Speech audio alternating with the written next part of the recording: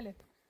Suspaudžiu. Juos iš namuose prispaudžiu. Va, matot, vanduo bėga, tas kuokštelis ganėtinai aukščiau, jeigu žemiau traukčiau, tai būtų daugiau dar bėgtų to vandens.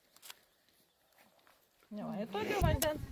Buvo jinai raudonoji knygoj, vėliau išbraukta.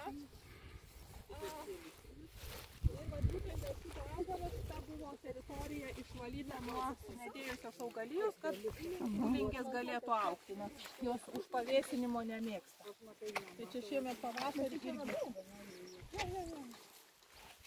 Ji labai įdomiai atrodo.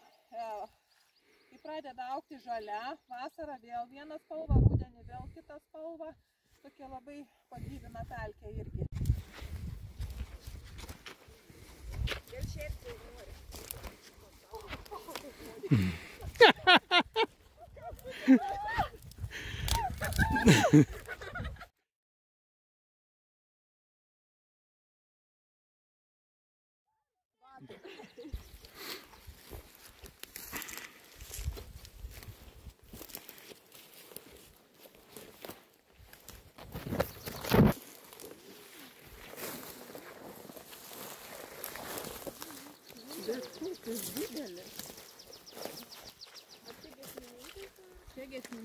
Čia giesmininkai, vyriški giminė.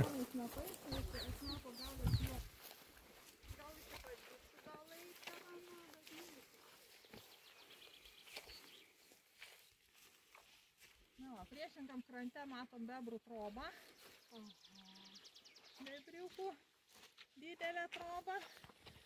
Ir atėjom prie Kamanų ežero, vadinamo Senežerio, kuris skaičiuoja 10-12 tūkstančių metų. Putinio ledynmečio.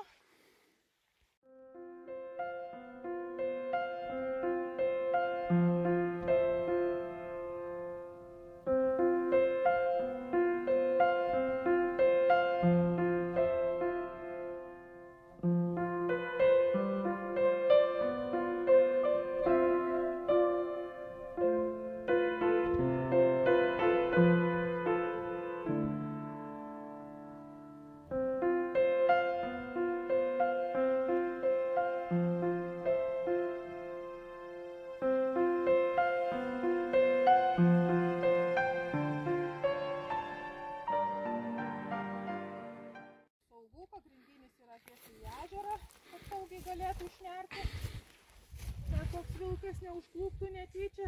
Ir čia jie aplinkui prisidarė irgi kanaliukų.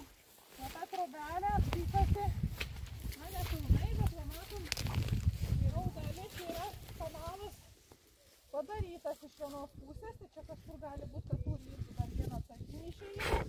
O čia užlipimas ant trobelės, ištempa šakus, tą visą dumblą ir tvirtina. Ir senoviška pilis, ane? Nu, panašiai. O čia jau vilka medžiai.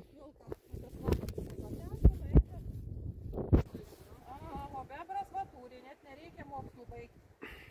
O puikus įdegtas. Jo, trobelė žiemos metu būna lauke, jeigu minus 30, trobelė pliusas. O jėzus dar!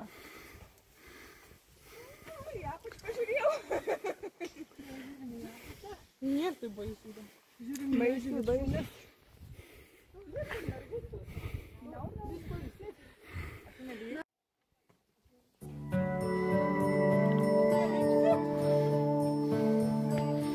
Užlips, pavargo.